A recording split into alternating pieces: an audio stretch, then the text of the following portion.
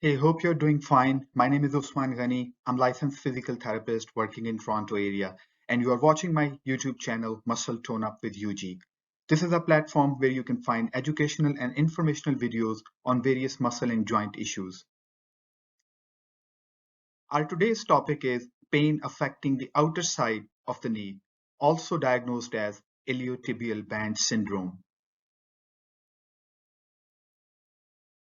To understand it better, let's talk about the anatomy a bit first. There is a tight band of fascia on the outer side running from the pelvis all the way down to the outer side of the knee. During the repeated activities of knee bending and straightening, this band over here rubs against the underlying lower outer edge of the thigh bone and starts hurting. This problem mainly affects the young adults athletic population who are involved in repeated running. However, general public, which are new trainers, overweight, or are involved in repeated activities, may also get this problem.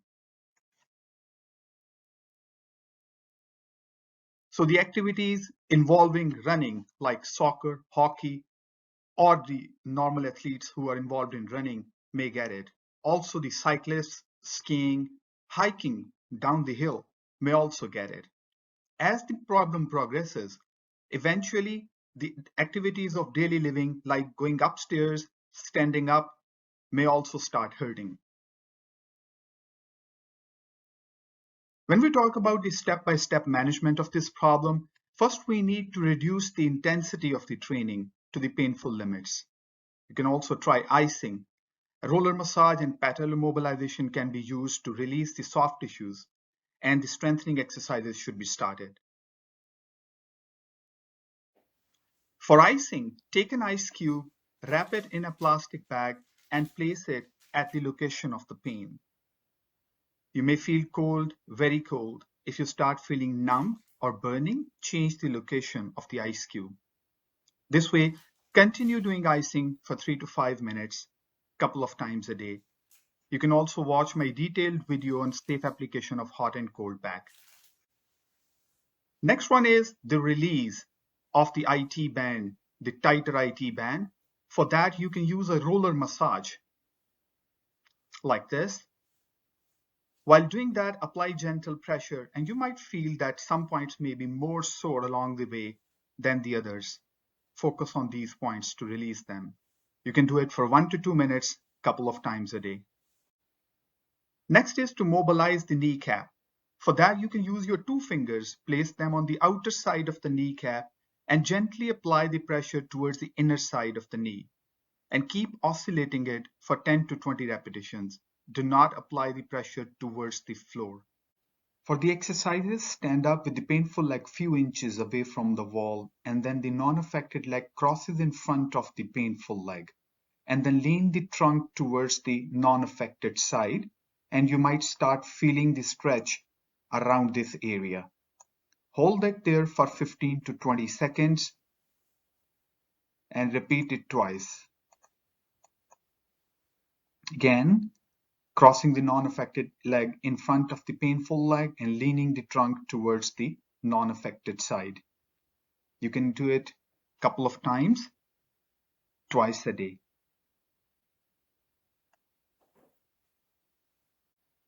For the next exercise, lie down on your back and with the non-affected hand, hold the affected knee and stretch it across the body.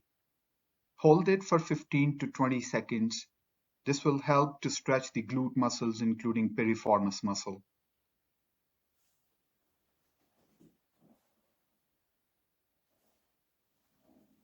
Repeat it 2 times, couple of times a day.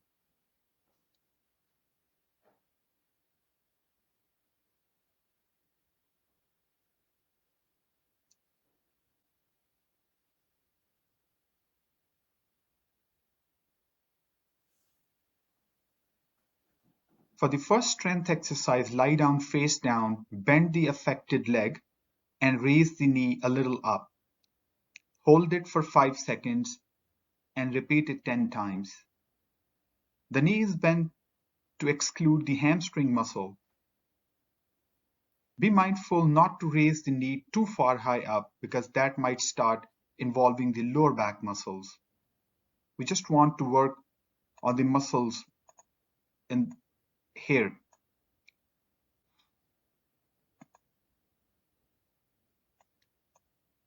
Keep repeating it for 10 times, couple of times a day.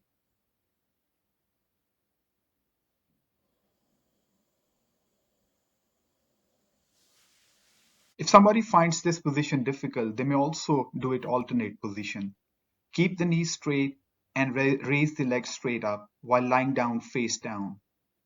Hold it for 5 seconds and repeat it 10 times. Again, while raising the knee up, be mindful not to raise it too far up because that might involve the lower back muscles. Keep repeating it for 10 times.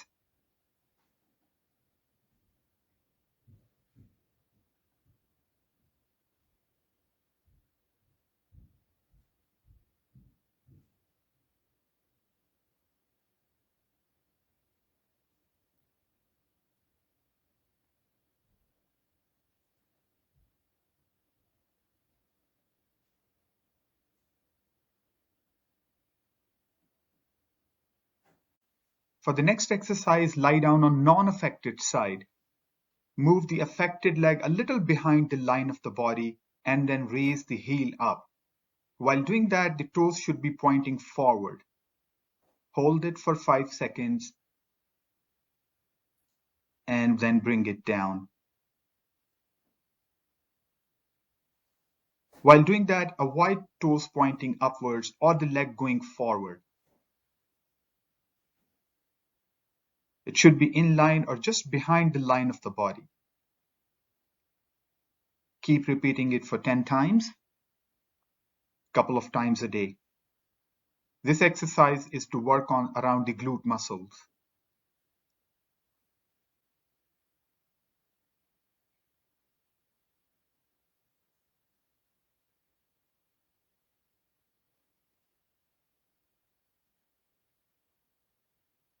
If you have a wider pelvis, you can also place a pillow between the knees.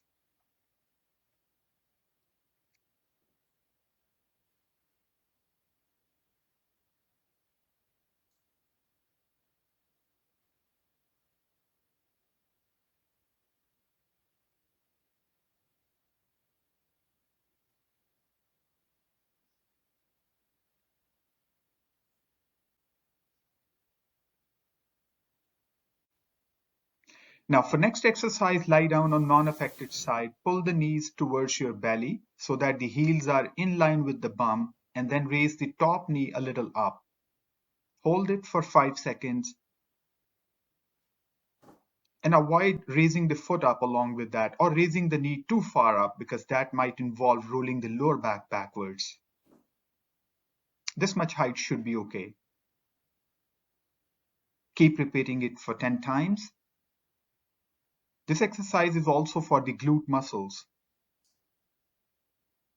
If someone has a wider pelvis, they may put a pillow between the knees as well. Perform it a couple of times a day.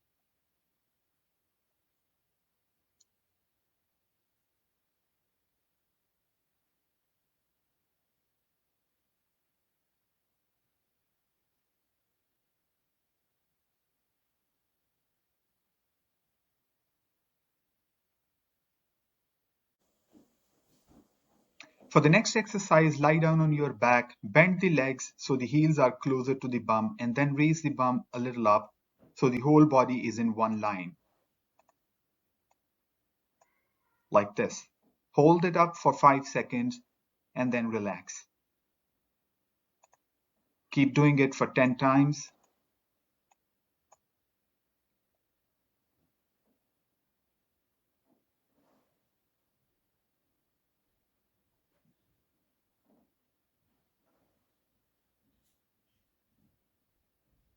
This exercise is also for the glute muscles.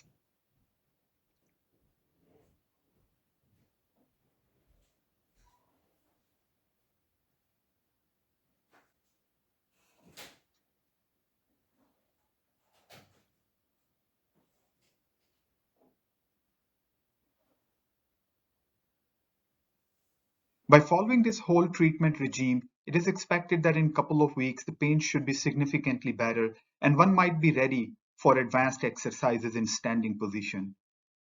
Keep watching for my upcoming video on that topic.